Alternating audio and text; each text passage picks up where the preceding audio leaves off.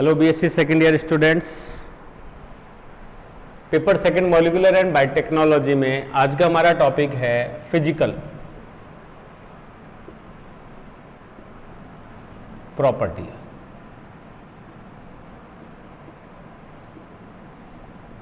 Of DNA.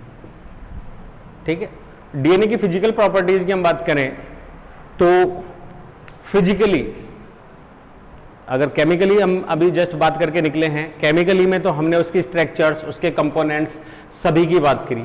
Physical nature में अगर हम बात करें तो इसकी भौतिक, इसका आकार, इसका कुंडलन, इसकी स्ट्रेंथ, इसकी आयनिक स्ट्रेंथ, इसके जो इलेक्ट्रोस्टैटिक बॉन्ड्स और जो हाइड्रोजन बॉन्ड्स हैं उनकी स्ट्रेंथ, इसकी स्टेबिलिटी, ठीक है, और इसके अन्य गुण धर्मों के बारे में यहां पे बात करेंगे।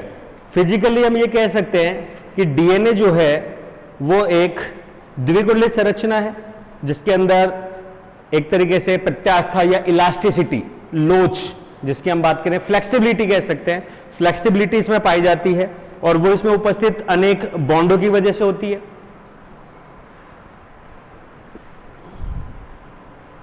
डीएनए को जो है अनेक बायोलॉजिस्ट, अगर बात करें बायोटेक से संबंधित जो साइंटिस्ट हैं, वो इसे एक आणविक टूल के रूप में प्रयोग करते हैं। ठीक है, और इसकी भौतिकी के जो नियम है उनके ऊपर थ्योरीज प्रतिपादित की है।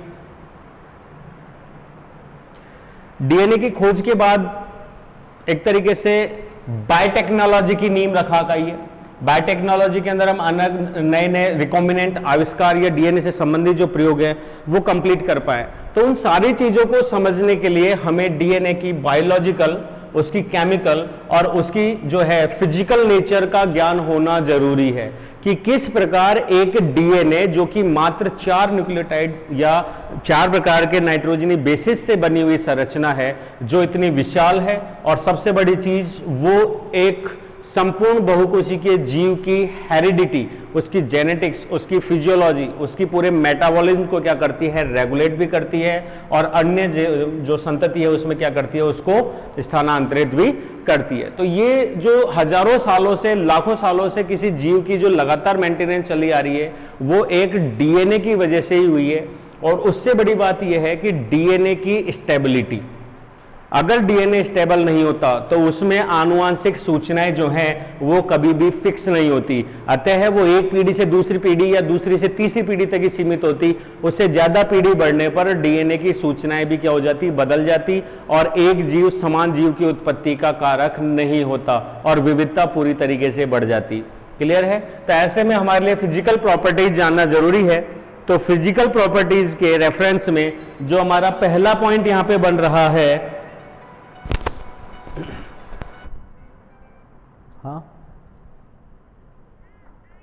हाँ, कोशिश कर रहा हूँ, मैं आऊँगा शायद। ठीक है, ठीक।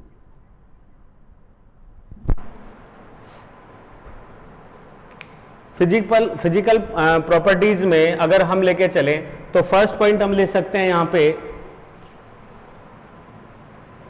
डीएनए की एब्जॉर्प्शन ऑफ लाइट। हालांकि डीएनए जो है, अगर हम बैक्टीरियल सेल की बात करें तो बैक्टीरियल सेल में cell wall, then cell membrane, bacterial plasma membrane and bacterial cell wall, ठीक है, उसके बीच में जो लिक्विड है इसका साइटोप्लाज्म जिसको हम बोलते हैं बैक्टीरियल, तो उसमें भी हम 2 कैटेगरीज बांट देते हैं। बाहर वाली को पेरी प्लाज्म और अंदर वाली को क्रोमो या सेंट्रो प्लाज्म, 2 नाम दे देते हैं। तो ऐसे में बाहर की तरफ अन्य कोशिकांगों से रिलेटेड चीजें, जैसे कि फोटोसिंथेटिक साइनोबैक्टीरिया तो उसमें थाइलेकोइड मेम्ब्रेन्स है, ठीक है, रेस्पायरेशन से संबंधित मीजोसोम्स हैं, ग्रेन्यूल्स हैं, फूड ग्रेन्यूल्स हैं, वैक्यूल्स हैं, वो सारी की सारी ग्रेनुलर स्ट्रक्चर जो है वो कहाँ है, बाहर की ओर। और केंद्र में जो सेंट्रोप्लाज्म है, जिसको हम जेनेटिक प्लाज्म के नाम से भी जानते हैं, उसके अंदर हेरिडिटी मटेरियल रहता है, क्योंकि इसमें एक केंद्रक जैसी संरचना नहीं है। तो फाइनली हम ये कह सकते हैं कि डीएनए जो है वो यहां पे कैसा है, पूरी तरीके से संरक्षित तो नहीं है लेकिन अंततः स्थापित है, आसानी से बाहर वाली कोई आघात या किसी लाइट या टेम्परेचर से डायरेक्ट इसका कांटेक्ट नहीं होता। वहीं अगर अपन दैट इज प्रूव, वहीं अगर अपन यूकैरियोट्स की बात करें तो यूकैरियोटिक सेल के अंदर क्या हो रहा है, ये हो गई है सेल वॉल और ये हो गई है प्लाज्मा मेम्ब्रेन, उसके केंद्र में एक विहंगम पूरे कोशिकांगों के बीच में यहां पे ये हो गया कैरियोप्लाज्म या कैरियोथीका, ठीक है, या न्यूक्लियो मेम्ब्रेन, ठीक है, न्यूक्लियर मेम्ब्रेन हो गई, कैरियो मेम्ब्रेन या थीका। इसके बाद में ये थीका भी अंदर की तरफ लगभग 150 से 200 एंगस्ट्रॉम तक जो है वो मैं इस न्यूक्लियस मेम्ब्रेन को ही बहुत थिक बना देता हूं, एक इलेक्ट्रॉन डेंस सब्सटेंस से बनी होती है जो कि एक फाइब्रस और एमॉर्फस जोन होता है, क्लियर है, बहुत कॉम्पैक्ट स्ट्रक्चर है। उसके अंदर फिर अगर हम चलें तो बाहर की तरफ पूरा हेटेरोक्रोमेटिन और केंद्र में जो है वो मिलेगा बहुत कम, लगभग 35 से 40% यूक्रोमेटिन, एंड यूक्रोमेटिन को हम कह सकते हैं जेनेटिक एक्टिव डीएनए और इसको बोलते हैं यूक्रोमेटिन।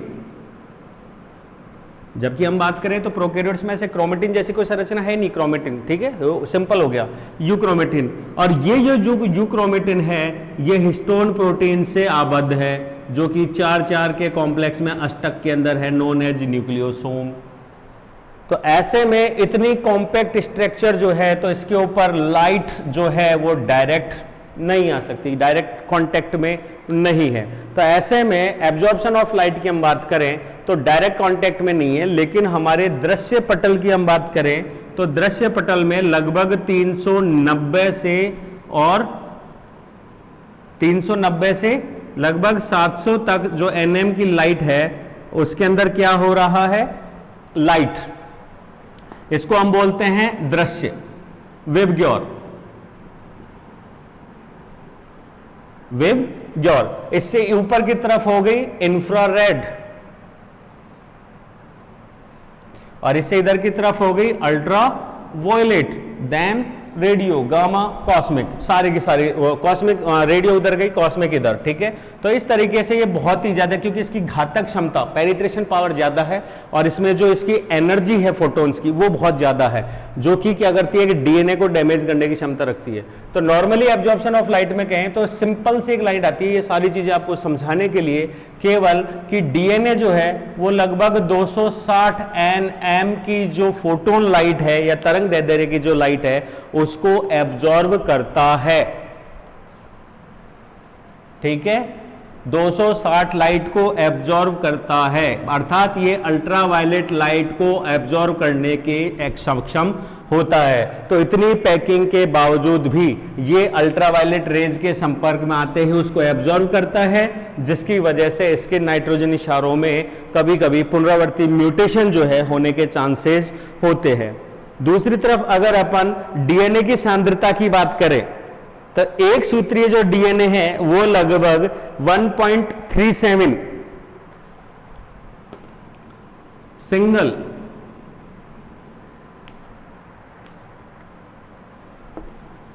स्ट्रैंड जो डीएनए है वो सांद्रता के अकॉर्डिंग 1.37 जो यूनिट है वो अल्ट्रावायलेट के एब्जॉर्ब करता है, किस पे, 260 nm के तरंग दैर्ध्य पर, वेवलेंथ पे।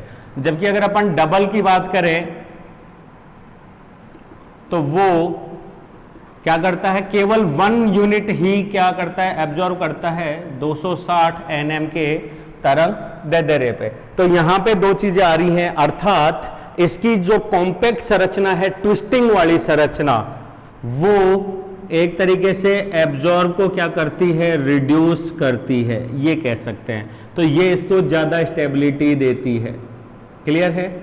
इसको एक सिंपल एग्जांपल से भी मैं कहूं तो एक वर्ड आता है बंदेज, तो उसमें जब हम कपड़े की रंगाई करते हैं तो उसको बहुत टाइट एक सूत के धागे से बांध रहे हैं, तो ऐसे में नॉर्मली कलर दे रहे हैं तो संपूर्ण संरचना ले रही है। लेकिन जब हम उसको सूत के धागे से बांध रहे हैं और उसके ऊपर जो कोई डाइज डाल रहे हैं तो केवल धागा ही एब्जॉर्ब करता है। जब उस धागे को हटाते हैं तो उसके नीचे का कपड़ा जो है एब्जॉर्ब नहीं करता। तो शायद यहाँ पे जो दोनों के बीच का अंतर है वो इसकी कॉम्पैक्ट स्ट्रेंथ या डबल हेलिक्स संरचना है, जिसकी वजह से ये इस लाइट को एब्जॉर्ब करने में क्षमता रखता है। ठीक है, अब इसकी उपयोगिता, तो इसकी सबसे बड़ी उपयोगिता तो यही है कि जब हम डीएनए रिकॉम्बिनेशन टेक्निक में या डीएनए प्रोब्स को हाइब्रिडाइजेशन के लिए आइसोलेट लेबल प्रोब्स के रूप में यूज में लेते हैं, या जेल इलेक्ट्रोफोरेसिस में डीएनए सेगमेंट या डीएनए फ्रेगमेंट्स को लेते हैं, उसका आरएफएलपी या एक तरीके से क्या बोलते हैं आरएपीडी जो टेक्निक्स हैं, उन सभी में डीएनए की विजिबल इम्पैक्ट देखने के लिए, कि उसकी पोजीशन को देखने के लिए वहां पे ये जो अल्ट्रावायलेट लाइट है ये बड़ी काम आती है, क्योंकि डीएनए जो है वो इस वेवलेंथ की लाइट को एब्जॉर्व करके एक प्रदीप्ति उत्पन्न करता है जो कि नॉर्मल विलियन या नॉर्मल डीएनए से अलग प्रदीप्ति या रंग के रूप में दिखाई विजिबल होता है। तो ये हमारे फिजिकल प्रैक्टिकल्स में ये जो टर्म है ये बड़ी उपयोगी है। सेकंड पॉइंट,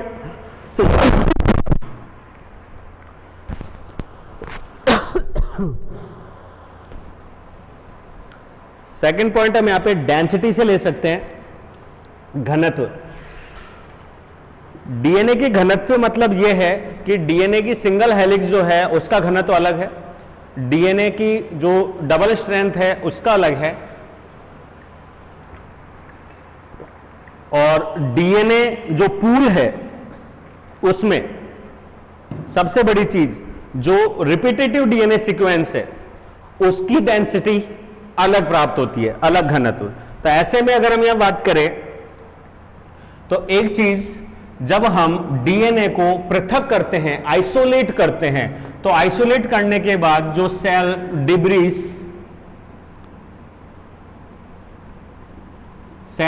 डिब्रीस अर्थात जो कोशिका लयन द्रव्य प्राप्त होता है उसमें डीएनए भी है। और उस डीएनए की अगर हम बात करें तो उस डीएनए को जब हम सीजियम क्लोराइड के घोल में डालकर अपकेंद्रित करते हैं बहुत हाई रिवोल्यूशन पे, लगभग 8000 रिवोल्ट पर मिनट के हिसाब से, तो इस रिवोल्यूशन के ऊपर यहाँ पे बाय अपकेंद्रण बल जो सेंट्रीफ्यूगेशन फोर्स होता है, डीएनए एक अलग अपने घनत्व ग्रेडियंट, डेंसिटी जो ग्रेडियंट है उसके अनुसार एक अलग बैंडिंग पैटर्न में इकट्ठा होता है। तो सीजियम क्लोराइड और डीएनए का जो घनत्व है वो एक समान आता है, नॉर्मल डीएनए की बात कर रहा हूं मैं, तो समान आता है। और एक ये व्हाइट अवक्षेप, श्वेत या व्हाइट प्रेसिपिटेट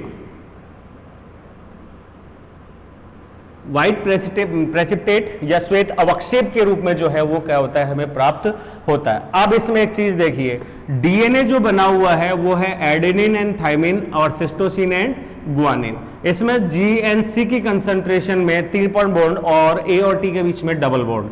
ऐसे में अगर ये दोनों समान होते हैं, सी और जी, तो कोई दिक्कत नहीं है। लेकिन अगर इनकी असमानता है तो घनत्व पे प्रभाव पड़ता है। जैसे कि बैक्टीरियल, अगर हम डीएनए की बात करते हैं तो उसमें सी एंड जी की कंसंट्रेशन जो है वो बराबर नहीं है एडेनिन और थाइमिन के बीच। क्लियर है? ये लगभग आता जो रेशियो है वो है 3:1 का। बैक्टीरियल जीनोम में बहुत ज्यादा कंसंट्रेशन सीजी की है। उसके अलावा अगर अपन बात करें तो अपन बात कर सकते हैं किसकी, टीलोमियर्स की। ठीक है, अपन बात कर सकते हैं सेंट्रोमियर की, उसमें भी सी एंड जी जो कंसंट्रेशन है वो बहुत ज्यादा रिच होती है। जबकि अगर अपन यूक्रोमेटिन या जेनेटिकली एक्टिव की बात करते हैं ह्यूमंस के अंदर, तो इसमें ए और टी की सांद्रता क्या होती है, ज्यादा। तो सी और जी की घनत्व जो है वो क्या होगा, ज्यादा, किसकी तुलना में, ए जी की तुलना में। तो ऐसे में यहां पे अगर हम बात करें तो एक सिंपल घनत्व कोफिशिएंट है CH Cl2 जो कि डीएनए के समान है। अब अगर कोई इससे ज्यादा घनत्व का डीएनए बात करें भारी, जैसे कि C और G, तो ये पैंदे की तरफ, तल की तरफ मिलेगा, और अगर इससे हल्का डीएनए है तो इसके बैंड से ऊपर की ओर मिलेगा। तो ये जो बेंडिंग पैटर्न है जिससे हम आसानी से डीएनए को क्या कर सकते हैं, पृथक कर सकते हैं और उसे आइसोलेट कर सकते हैं।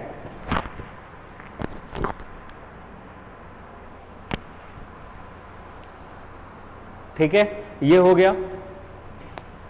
थर्ड पॉइंट यहां पे ले सकते हैं,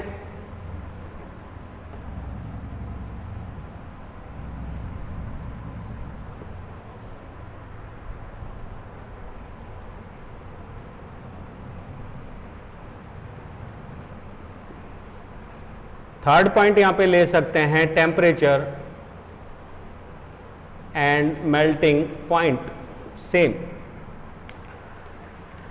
डीएनए में दोनों इंटरेक्शंस है, हाइड्रोफोबिक एंड हाइड्रोफिलिक। अगर हाइड्रोफिलिक इंटरेक्शंस हैं तो वो डीएनए की जो गुप्त ऊष्मा है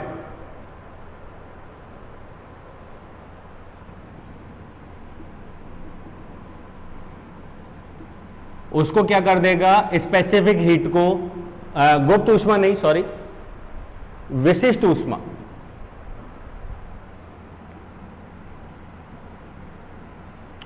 वो उसकी विशिष्ट ऊष्मा को क्या कर देगा,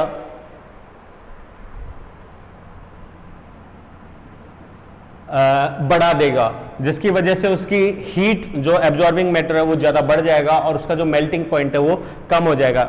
दूसरी तरफ मैं मेल्टिंग पॉइंट की बात कर रहा हूं, दैट इज गलनांक। डीएनए का नॉर्मली अगर हम बात करें तो 92 डिग्री से 94 डिग्री सेंटीग्रेड पे इसके बॉन्ड्स टूट जाते हैं। तो एक्चुअली में डीएनए की बात करें तो डीएनए में गलनांक क्या है, तो डीएनए एक द्विरज्जु की संरचना है जिसके बीच में नाइट्रोजनी क्षार जुड़े हुए हैं और उन नाइट्रोजनी क्षार के बीच में जो है वो हाइड्रोजन बॉन्ड्स बने हुए हैं। क्लियर है, एडेनिन थाइमिन के बीच में 2 और सिस्टोसिन और ग्वानिन के बीच में 3। क्लियर है, तो ऐसे में वह तापमान जिस पर दोनों रज्जुओं के बीच के हाइड्रोजन बैंड्स ब्रेक होने लगते हैं उन्हें हम क्या कहते हैं, मेल्टिंग पॉइंट कहते हैं। अर्थात डीएनए में गुण है, भौतिक गुण है कि डीएनए को जब टेम्परेचर राइज किया जाता है लगभग 92 टू 94, तो इसकी वजह से इसके हाइड्रोजन बॉन्ड्स टूटते हैं और ये एक रज्जु की संरचना में बदल जाता है, दोनों रज्जु पृथक हो जाते हैं। ठीक है, और वहीं जब टेम्परेचर को वापस कम किया जाता है धीरे धीरे, तो ऐसे में ये दोनों रज्जु वापस हाइड्रोजन बॉन्ड्स के बन जाने के कारण जुड़ पाते हैं। ठीक है, दैट इज मेल्टिंग पॉइंट। तो यहां पे टेम्परेचर की हम बात करें तो टेम्परेचर का इफेक्ट ये है कि डीएनए में C एंड G की जो कंसंट्रेशन है वो टेम्परेचर पर इफेक्ट डालती है, क्योंकि G और C के बीच में 3 बॉन्ड है जबकि एडेनिन और थाइमिन के बीच में 2 बॉन्ड हैं। ठीक है, तो वह ऊष्मा जो इस बॉन्ड को तोड़ने के लिए चाहिए, तो जो सिंपल एनर्जी हम बात करें तोड़ दिया, इसके बाद इसको तोड़ने के लिए ये तोड़ दिया, लेकिन यहां पे इस एनर्जी पे दोनों के दोनों बॉन्ड्स टूट चुके हैं, लेकिन C एंड G के बीच में अभी भी एक बॉन्ड और है जिसके लिए इसको और अधिक गुप्त ऊष्मा की आवश्यकता होगी, जिसी वजह से अगर डीएनए में Cg की कंसंट्रेशन ज्यादा है तो उसकी जो मेल्टिंग पॉइंट है वो भी क्या होगा, इंक्रीज होगा, जबकि 80 का जो मेल्टिंग पॉइंट है वो क्या होगा, कम पाया जाएगा।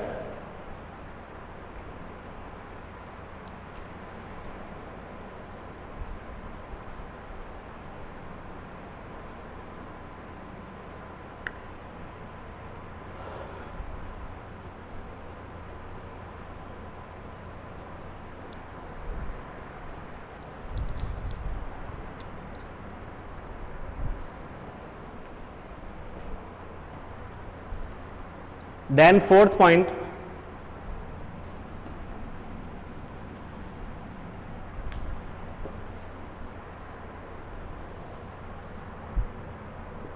हाइड्रोफोबिसिटी ले सकते हैं।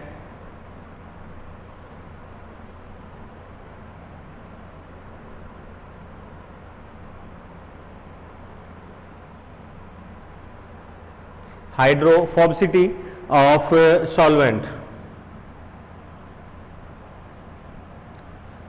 डीएनए की अगर हम बात करें तो डीएनए के जो नाइट्रोजनी बेस हैं, नाइट्रोजनी बेस प्यूरिन एंड पिरिमिडिन्स, ये हाइड्रोफोबिक रिएक्ट करते हैं, जबकि जो शुगर एंड फॉस्फेट है ये हाइड्रोफिलिक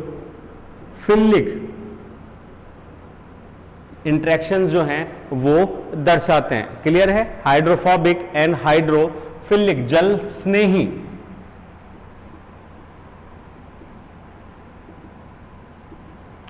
हाइड्रोफोबिक एंड हाइड्रोफिलिक।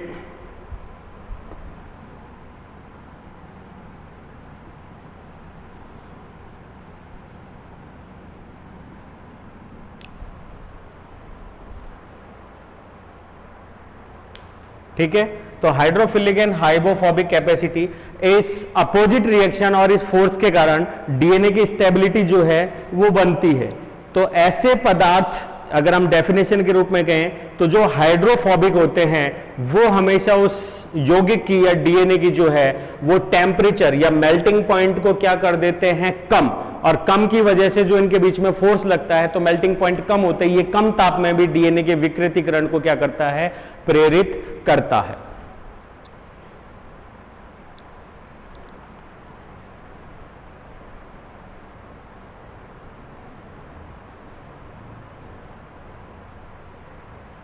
ठीक है, अगर हम डीएनए की क्षारीयता बढ़ाते हैं, पीएच का मान हम डिस्कस करेंगे, लेकिन और बता दें, अगर पीएच का मान बढ़ाते हैं तो पीएच में एक चीज है, पीएच, अगर पीएच को राइज करते हैं तो हाइड्रोजन मॉलिक्यूल्स की संख्या क्या होती है, कम, जबकि पीएच को अगर हम नीचे लाते हैं तो इसमें हाइड्रोजन की कंसंट्रेशन क्या हो जाती है, अधिक। ऐसे में अगर हम इसे क्षारों में घोलते हैं, ठीक है, तो ऐसे में इनके बीच की जो हाइड्रोजन बॉन्ड्स होंगे वो क्या हो जाएंगे, ब्रेक हो जाएंगे और डीएनए क्या हो जाता है, विकृत। वहीं उल्टा है, अगर हम डीएनए को हाइड्रोफिलिक यौगिकों में लाते हैं या वहां जोड़ते हैं तो इसका जो मेल्टिंग पॉइंट है वो क्या हो जाता है, इंक्रीज, और डीएनए का स्थायित्व भी बढ़ जाता है।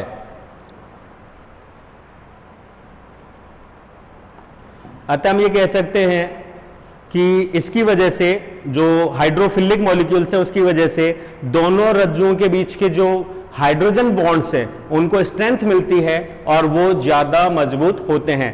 तो इससे ज्यादा नहीं, लगभग अगर 3 पे लाते हैं तो वो भी इसके लिए नुकसानदायक है, लगभग इसका है 6.2 के आसपास बेस्ट। नेक्स्ट पॉइंट हम बात करते हैं पीएच, और इसे डिस्कस करते हैं नेक्स्ट क्लास में। थैंक्स।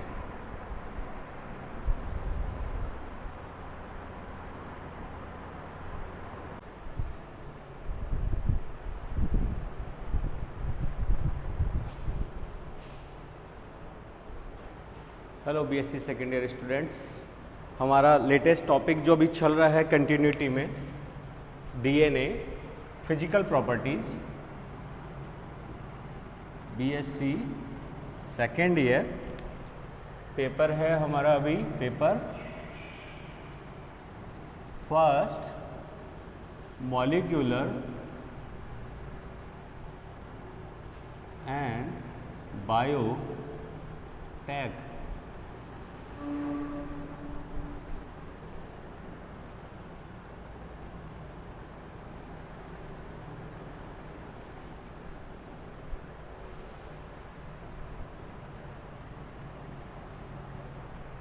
ठीक है, इसमें जो हमारा लेटेस्ट पॉइंट अभी चल रहा है कंटिन्यूटी में वो है फिजिकल प्रॉपर्टीज या नेचर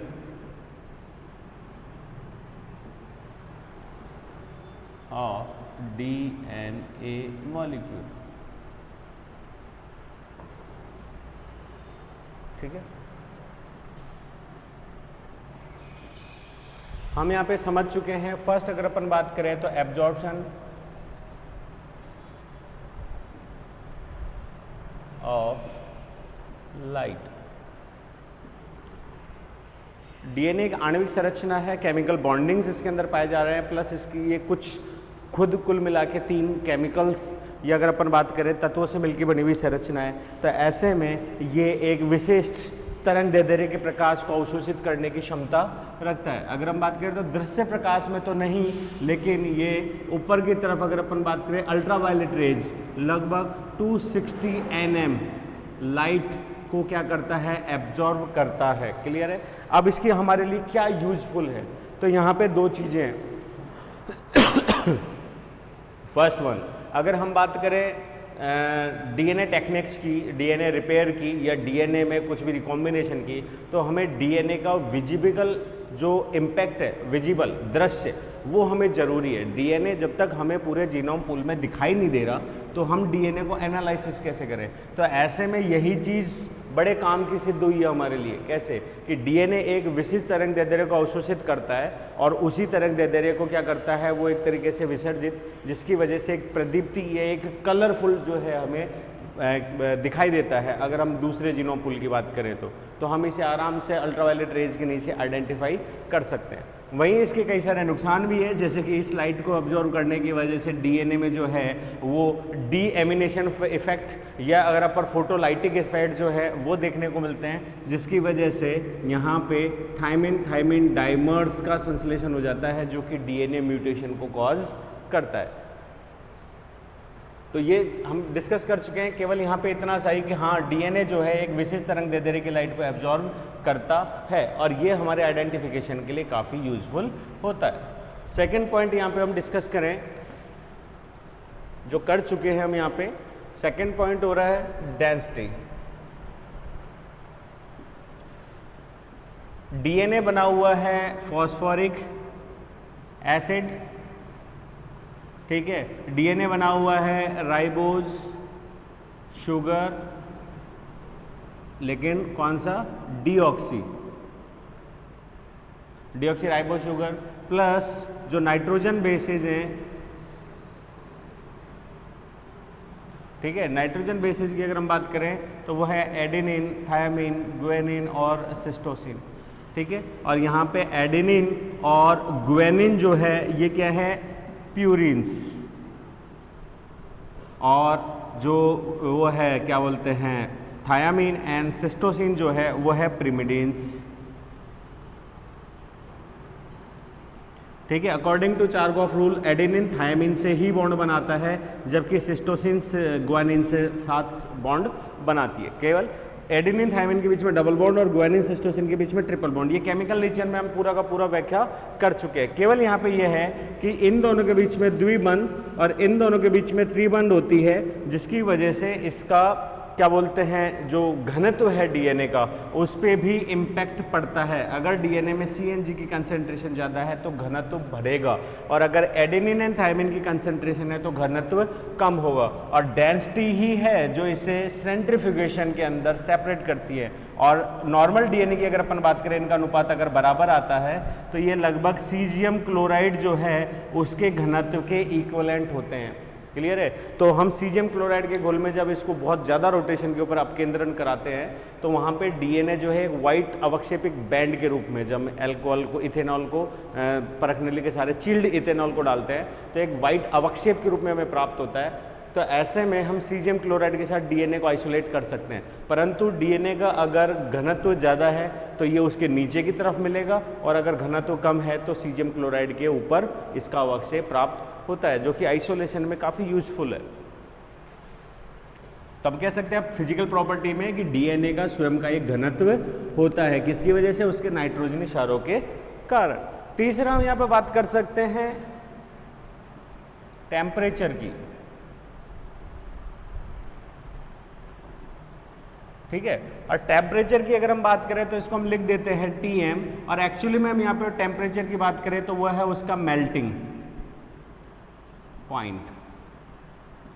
और मेल्टिंग पॉइंट की अगर हम बात करें तो ये कोई ऐसा ठोस या यौगिक या कंपाउंड नहीं जिसको गर्म करने पर ये पिघल जाएगा। क्लियर है, डीएनए के लिए। लेकिन यहाँ पे मेल्टिंग पॉइंट इसलिए कहते हैं क्योंकि डीएनए एक पॉलीमर संरचना है, प्लस इसमें अगर ढंग से देखा जाए तो इसमें phosphate sugar, phosphate sugar, phosphate sugar, ठीक है, और दूसरी और भी phosphate sugar, phosphate sugar, phosphate sugar, phosphate, sugar, ये दो बैकबोन्स हैं और ये दोनों आपस में, शुगर जो है किससे जुड़ा हुआ है, न्यूक्लियोटाइड से।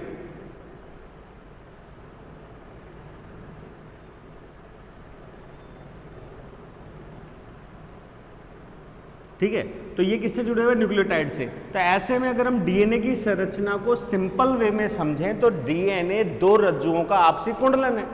क्लियर है। तो ऐसे में अगर ये दोनों आपसी कुंडलन है तो एक रस्सी ये रही, एक ये रही, दोनों को एक दूसरे में ट्विस्टिंग कर दी तो ये ओवरलैपिंग हो गई और इन्होंने ये संरचना बना ली कुंडलित। तो ऐसे में ये दोनों के दोनों रज्जुओं को अगर अपन अलग अलग माने तो ये दोनों रज्जु आपस में हाइड्रोजन बॉन्ड से जुड़े हुए हैं, जिसमें एडेनिन थाइमिन के बीच में 2 और ग्वानिन और सिस्टोसिन के बीच में क्या है, 3। ये हाइड्रोजन बॉन्ड बहुत ही सिंपल होते हैं, दुर्बल होते हैं, आसानी से बन जाते हैं और इनकी ब्रेकिंग भी आसानी से कम ऊर्जा पे हो जाती है। परंतु यहाँ पे नंबर इतना ज़्यादा है क्योंकि डीएनए की लेंथ बहुत ज़्यादा है, तो इनके बीच में नंबर ज़्यादा होने की वजह से ये हाइड्रोजन बॉन्ड इसको बहुत ज़्यादा स्थायित्व और एक तरीके से कुंडलन को प्रेरित करता है। तो यहाँ पे दोनों चीज़ें आ गई। तो यहाँ पे अगर हम टेम्परेचर की बात करते हैं तो नॉर्मली जो टेम्परेचर है इस हाइड्रोजन बॉन्ड्स को तोड़ने के लिए लगभग 92 टू 94 डिग्री सेंटीग्रेड टेम्परेचर जो है वो इन हाइड्रोजन बॉन्ड्स को तोड़ने के लिए चाहिए। ठीक है, अब ऐसे में अगर डीएनए नॉर्मल कंसंट्रेशन पे बना हुआ है, कंफर्मेशन स्टेट सेम है, कोई दिक्कत नहीं है। परंतु अगर यहाँ पे एडेनिन और थायमिन की कंसंट्रेशन ज़्यादा है तो इसे एक और फिर 2 बार ऊर्जा लगा के इन 2 बॉन्ड्स को तोड़ना होगा। लेकिन अगर डीएनए में CNG की कंसंट्रेशन रिच है तो उसे और ज़्यादा एनर्जी की जरूरत पड़ेगी तीसरे बॉन्ड को तोड़ने के लिए।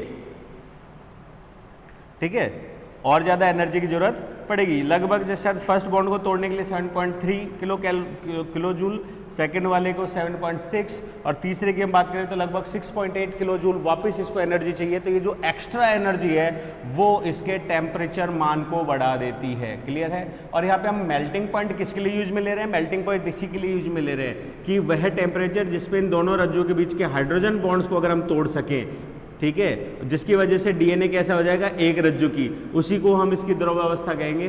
तो इस अवस्था को बोलते हैं मेल्टिंग पॉइंट। तो ऐसे में अगर यहाँ पे टेम्परेचर जो है वो कांस्टेंट है, कोई दिक्कत नहीं, लेकिन जो इसकी कंफर्मेशन स्टेट है, इसके जो न्यूक्लियोटाइड्स का बेस है, उसका जो घनत्व है, इन सब पे इसके टेम्परेचर भी क्या करता है, डिपेंड करता है। टेम्परेचर जो है इंक्रीज होगा अगर CNG की कंसंट्रेशन बढ़ती है तो। ठीक है, ये कंप्लीट। इसके बाद में एक पॉइंट फोर्थ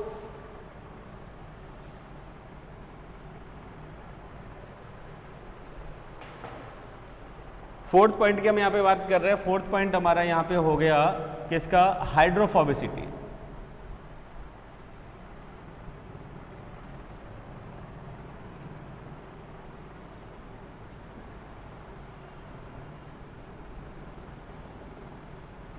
अगर डीएनए की हम बात करें तो हाइड्रोफोबिसिटी का मतलब हो गया जल, और फोबिया का मतलब हो गया विराग या विरागी, जल विरागी। अर्थात अगर हम डीएनए को एक ऐसे सॉल्यूशन में डालते हैं, और डीएनए सॉल्यूशन कर देते हैं या ऑफ सॉल्यूशन कर देते हैं, सॉल्वेंट कर देते हैं। ठीक है, तो यहां पे एक सिंपल सी बात है समझने की कि अगर डीएनए को ऐसे सॉल्वेंट में डाला जाए जिसमें क्षारीय गुण ज्यादा है तो डीएनए के जो बॉन्ड्स है वो टूटने लगेंगे। कौन से बॉन्ड्स, डीएनए के जो फॉस्फोडाइएस्टर बॉन्ड्स हैं वो टूटने लगेंगे और डीएनए जो है वो क्या हो जाएगा, धीरे धीरे विकृत हो जाएगा। फॉस्फेट और शुगर के बीच में जो बॉन्ड है वो टूटने लगेंगे और ये हो गया नाइट्रोजनी क्षार, मतलब एडेनिन डबल बॉन्ड थायमिन, फिर शुगर और फिर ये फॉस्फेट।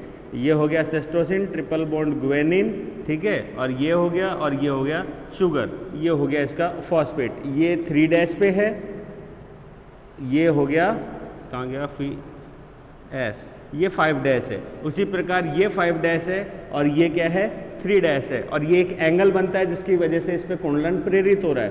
तो यहाँ पे अगर अपन बात करें तो एल्कलिसिटी अगर बात करें या हाइड्रोफोबिसिटी की बात कर रहे हैं तो फोबिसिटी की वजह से डीएनए में एक, मतलब एक तरीके से जो फोर्सेज हैं वो दुर्बल हो जाते हैं और इन फोर्सेज के टूटने की वजह से डीएनए जो है वो क्या नहीं हो पाता, स्टेबल नहीं रह पाता। और एक चीज़ और देखिए, स्टैकिंग। ये एक मोनोमर है जिसमें ये है शुगर, ये है एडेनिन, ये है थायामीन, ठीक है, ये शुगर, और ये हो गया इसका फॉस्फेट और ये हो गया इसका फॉस्फेट। इसी तरीके से दूसरी संरचना जिसमें ये sugar, phosphate, cytosine, guanine, sugar और ये हो गया फॉस्फेट। तो इनके बीच में जो बॉन्ड बन रहा है दैट इज फॉस्फोडाइएस्टर बॉन्ड। तो एक मोनोमर दूसरे मोनोमर के ऊपर स्टैक के रूप में जमा है। ये देखिए यहाँ एक डायग्राम के रूप में हम देखें, ये एक पेन है, ये एक हो गया, दूसरा किसी कारण से एक एंगल की वजह से इसके ऊपर पूरा इसके ऊपर नहीं आ पा रहा समानांतर, तो ये इसके ऊपर कैसे है, हल्का से कोण लिए हुए है, ये कोण ले लिया, तो ये हो गया दूसरा, ठीक है, ये हो गया तीसरा, 1 2 3, 3 हो गए, ये हो गया 4 5, ये हो गया 6, वापस 7 8 9 और ये हो गया 10। कोई दिक्कत नहीं, लेकिन जो ही 11वां वापस आएगा वो एक्चुअली में पहले के जस्ट ऊपर आएगा। तो यहां से स्टार्ट हुआ पोजीशन वापस यहीं तक आ गई, तो दैट इज यहां तक आ गई।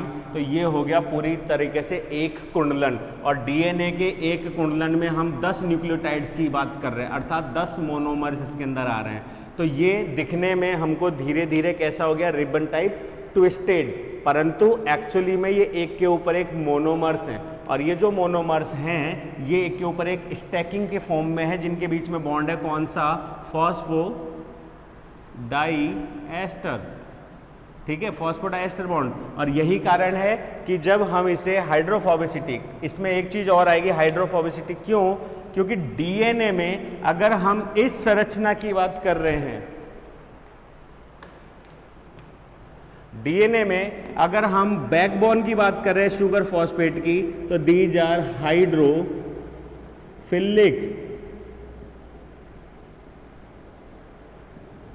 ठीक है। और अगर अपन बात कर रहे हैं नाइट्रोजनी बेसिस की, तो ये नाइट्रोजनी बेसिस जो है वो होते हैं हाइड्रोफोबिक,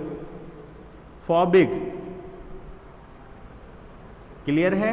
और यही गुण है जो इन दोनों को एक दूसरे से जोड़ रहा है, ठीक है। तो ये जो दोनों के बीच का अंतराण्विक बल है, या जो क्या बोलते हैं, जैसे इलेक्ट्रोस्टैटिक फोर्स बोलते हैं दोनों के बीच का, इसी की वजह से डीएनए की जो द्विकुंडलित अवस्था है वो रुकी हुई है, दोनों रज्जु एक दूसरे से कॉम्पैक्ट है, दोनों एक दूसरे के विपरीत दिशा में है। तो यही चीज है कि हाइड्रोफोबिसिटी में हम कह रहे हैं कि अगर डीएनए को हम हाइड्रोफोबिक सॉल्यूशन में या सॉल्वेंट में डालते हैं तो इसके बीच के बॉन्ड्स दुर्बल होते हैं और डीएनए की जो फिजिकल स्ट्रेंथ है वो कैसी हो जाती है, वीक हो जाती है। वहीं अगर हम इसे हाइड्रोफिलिक सॉल्यूट में डालते हैं तो इनके बीच के बॉन्ड का स्थायित्व बढ़ता है और डीएनए का स्थायित्व भी क्या होता है, बढ़ता है। तो हाइड्रोफोबिसिटी का इस पे जो है नेगेटिव इम्पैक्ट पड़ता है, और इस वजह से इसके टीएम का मान, हाइड्रोफोबिसिटी की वजह से टेम्परेचर का मान कम होता है, अतः ये कम टेम्परेचर पे भी मेल्टिंग हो जाता है। जबकि अगर हम हाइड्रोफिलिक सॉल्वेंट में डालते हैं तो वहां टीएम का मान बढ़ेगा, ठीक है। और जब टीएम का मान बढ़ेगा, अर्थात जब बॉन्ड्स की पावर बढ़ेगी तो एनर्जी भी तो ज्यादा लेगा वो, तो ज्यादा एनर्जी लेगा, टीएम का मान बढ़ेगा, अर्थात उसका मेल्टिंग पॉइंट भी क्या हो जाएगा, बढ़ जाएगा, इंक्रीज हो जाएगा। नेक्स्ट पॉइंट फिर हम यहां डिस्कस कर सकते हैं पीएच।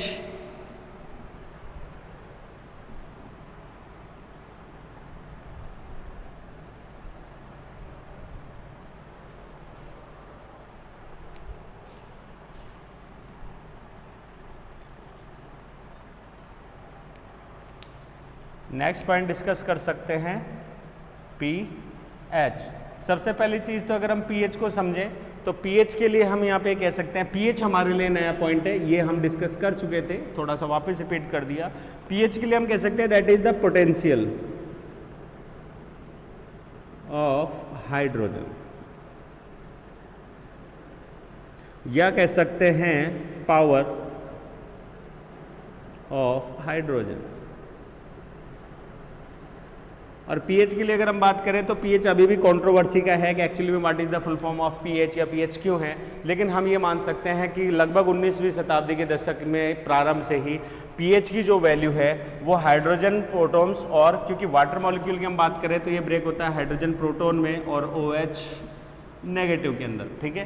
तो ऐसे में अगर हम पीएच की बात करें तो ये एक लॉगरिथम है जो कि वाटर के पीएच या क्षारीयता को दर्शाता है, और यहाँ पे log 10 जो है वो कितना आता है, इसकी कन्फर्मेशन स्टेट जो पोटेंशियल है वाटर का वो हम नापते हैं किस में, -14 में, log 14 की अगर अपन बात करें तो। इसका सिंपल सा एक डेफिनेशन के रूप में समझाएं तो हम ये कह सकते हैं कि 1 लीटर विलियन में क्या बोलते हैं, प्रति जो ग्राम है उसमें आयनों की संख्या या आयनों की सांद्रता, OH की या हाइड्रोजन की सांद्रता पे डिपेंड करता है, चाहे ये हो चाहे ये हो।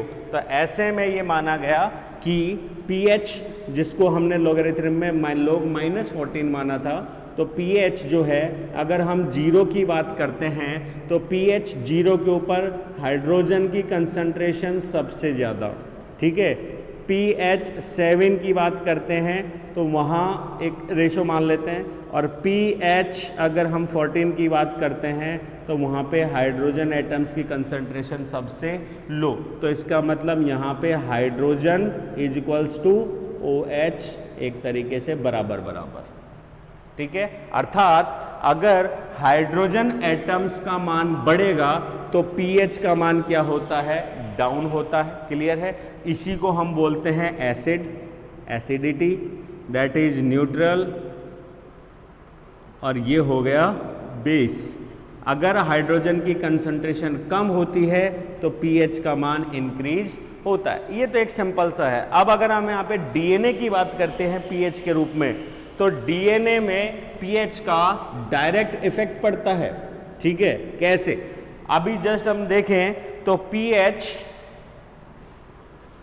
लगभग 11.3 के ऊपर जो DNA है उसके हाइड्रोजन बॉन्ड्स, सभी हाइड्रोजन बॉन्ड्स ब्रेक हो जाते हैं, अर्थात DNA कैसा हो जाता है, विकृत हो जाता है। अर्थात इस pH पे कोई हाइड्रोजन बॉन्ड नहीं मिलेगा। क्यों? क्योंकि हमने अभी अभी समझा था कि जो ही pH ऊपर की तरफ जाती है हाइड्रोजन एटम्स कम होते जाते हैं, क्लियर है। अगर इस pH को और हम ज़्यादा बढ़ाते हैं तो लगभग 13 के pH पे आते आते DNA जो है वो DNA किसके लिए, हाइड्रोलाइसिस के लिए क्या हो जाता है, प्रतिरोधी, रेजिस्टेंस, प्रतिरोधी हो जाता है, अर्थात रेजिस्टेंस हो जाता है। तो प्रतिरोधी का मतलब है कि अब इस pH पे DNA में कोई हाइड्रोलाइसिस हो ही नहीं सकता। हाइड्रोलाइसिस का मतलब जल अपघटन, और सबसे बड़ी बात यह है कि जब हाइड्रोजन बॉन्ड्स बचे नहीं तो जल अपघटन होगा कहाँ से, तो ये कंप्लीटली हो गया हाइड्रोलाइसिस ऑफ। अब अगर अपन नीचे की तरफ आते हैं तो यही pH के ऊपर अगर हम इसकी अम्लता को और बढ़ा देते हैं लगभग 4 के आसपास, तो इसकी अम्लता बढ़ जाती है। वहाँ पे हाइड्रोजन बॉन्ड्स तो स्ट्रॉन्ग हो जाते हैं, ठीक है, हाइड्रोजन बॉन्ड्स स्ट्रॉन्ग हो जाएंगे, लेकिन वहाँ पे ये क्या करता है, एक विशिष्ट जैसे कि त्रिरज्जु की ट्रिपल स्ट्रैंड, क्लियर है, या अगर हम बात करें तो एक्स्ट्रा बॉन्डिंग, ऐसी घटनाएं भी कंप्लीट करता है। अर्थात हाइड्रोजन बॉन्ड्स के बढ़ने की संभावना यहाँ पे अधिक हो जाती है। किसके ऊपर, pH के ऊपर। तो यहाँ पे DNA खुद एक क्षार है, और क्षारीय विलयन में DNA जो है वो क्या हो जाता है, विकृत। जबकि अम्लीय की तरफ अगर अपन चलें तो वहाँ पे भी होता तो विकृत ही है, लेकिन हाइड्रोजन बॉन्ड्स बने रहते हैं। अतः pH की अगर अपन बात करें तो इसका कोई pH फिक्स नहीं है, पर हम मान सकते हैं अबाउट देन 4 to 6 pH के आसपास DNA जो है वो स्टेबल कंडीशन में रहता है।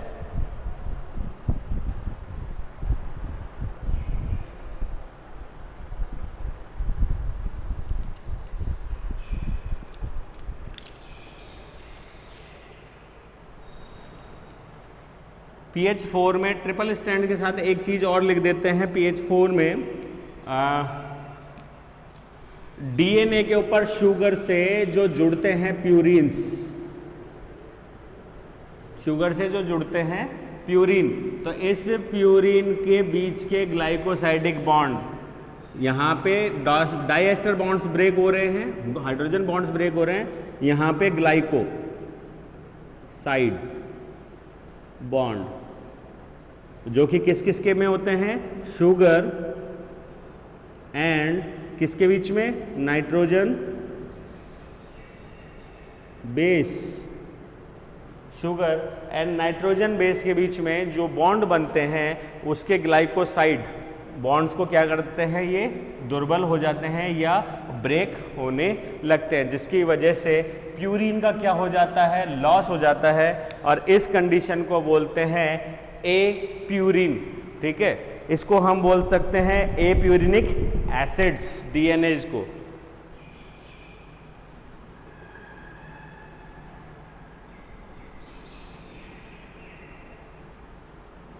ए प्यूरिनिक एसिड्स हम इनको बोलते हैं। तो पीएच का प्रभाव पड़ता है डीएनए पे।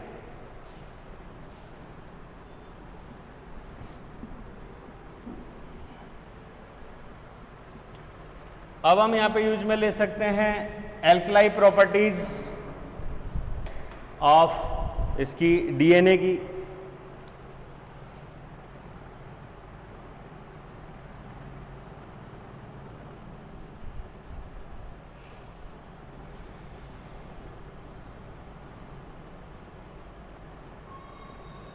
एल्कलाई प्रॉपर्टी की हम बात करें तो डीएनए को हम खुद एक क्षार बोलते हैं। प्रारंभ में इसे एसिड, न्यूक्लिक एसिड के नाम से जाना जा रहा था, लेकिन अब अगर हम बात करें तो ये खुद एक क्या है, क्षार। दूसरा, डीएनए में अगर हम बात कर रहे हैं हिस्टोन प्रोटीन्स की, तो वहां पे क्या है, हिस्टोन में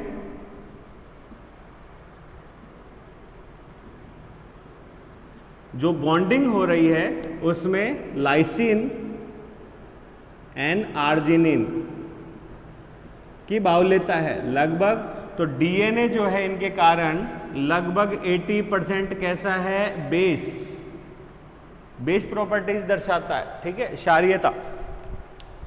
तो यहां एल्कलाई प्रॉपर्टी में हम ये कह सकते हैं कि यहां पे जो डीएनए है वही पीएच वाला सिस्टम इसमें भी आएगा कि लगभग बढ़ेगा। अगर मानी ये पीएच की अगर हम बात करें तो जो 11.3 या 13 पीएच के लिए हमने कहा था, लगभग पीएच 11.3 की अगर हम बात कर रहे हैं तो इसके हाइड्रोजन बॉन्ड्स ब्रेक होने लगते हैं, और अगर पीएच 13 तक इसको लेके जाएं तो ये एक तरीके से हाइड्रोलाइसिस के लिए पूर्ण रूप से क्या हो जाएगा, रेजिस्टेंस हो जाएगा।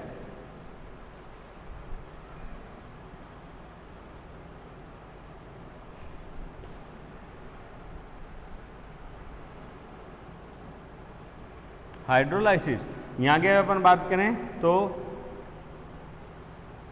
ब्रेकिंग ऑफ हाइड्रोजन बॉन्ड्स,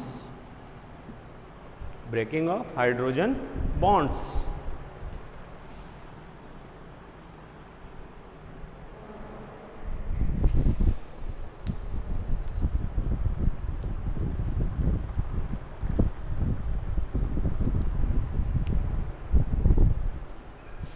पर वो जो वर्ड लिखा था हमने पीएच में ए प्यूरिनिक,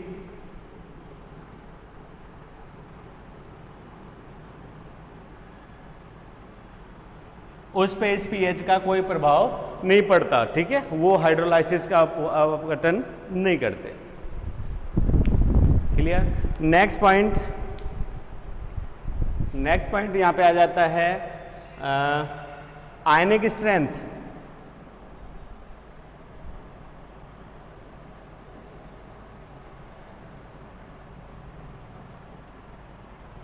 आयनिक स्ट्रेंथ के लिए हम ये कह सकते हैं आयनिक क्षमता जो है डीएनए की,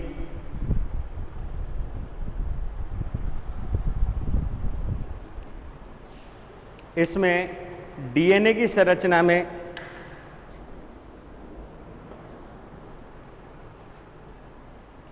जो फास्फोरिक एसिड है वो ऋणावेशित शो करता है, जिसकी वजह से डीएनए हल्का क्या होता है, ऋणावेश शो करता है। वहीं अगर अपन आयनिक स्ट्रेटजी की बात करें तो उसके साथ ही जुड़े हुए शुगर प्लस जैसे हिस्टोन प्रोटीन्स, ये हमेशा पॉजिटिव करके इसको क्या करते हैं, स्थायित्व प्रदान करते हैं।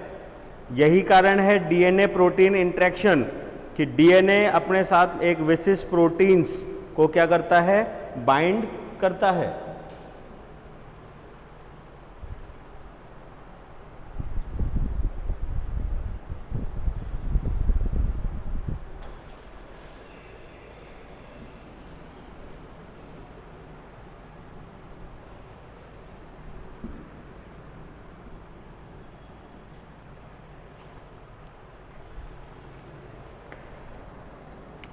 डीएनए एक दोहरी संरचना है,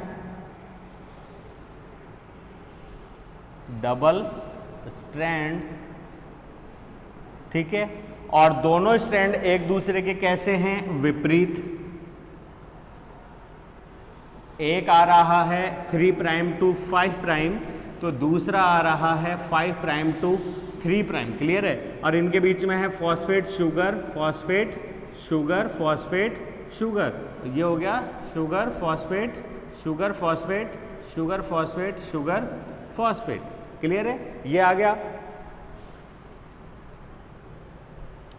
अब अगर अपन इनकी बात करें तो इन दोनों में जो PO4 है,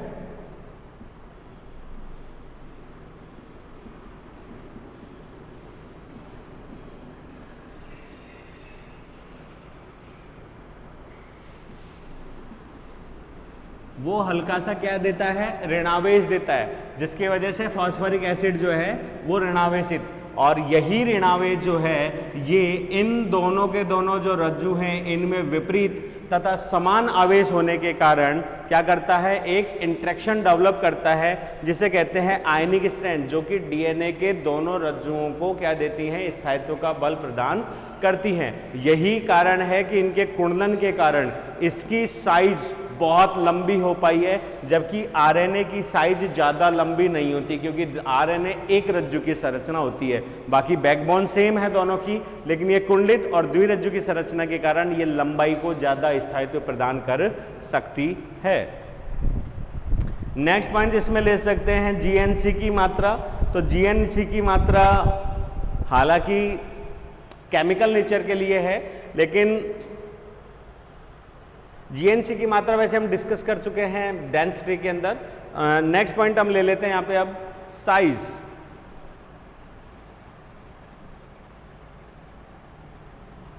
अभी इसी कंसंट्रेशन से मैं साइज बता रहा था कि जो डीएनए है, सिंपल वे में अगर हम बात करें तो पिकोग्राम में जो एन आता है वेट किसका, एक ई कोलाई का ले, तो वो आ रहा है लगभग 1.4 इंटू 10 की पावर 6 पिकोग्राम। और अगर अपन ह्यूमन की बात करें तो वो आ रहा है 1.8 इंटू 10 के पावर 12। क्लियर है? दूसरा, अगर ये तो एन कंडीशन है, अगर आप 2n कंडीशन की बात करते हैं तो वो हो जाएगा लगभग 18 दूनी 36, 3.5 इंटू 10 की पावर 12 पिकोग्राम के करीब। एक चीज। दूसरा, अगर अपन इसका बेस पेयर्स की बात करें, बेस पेयर एक्चुअली में लंबाई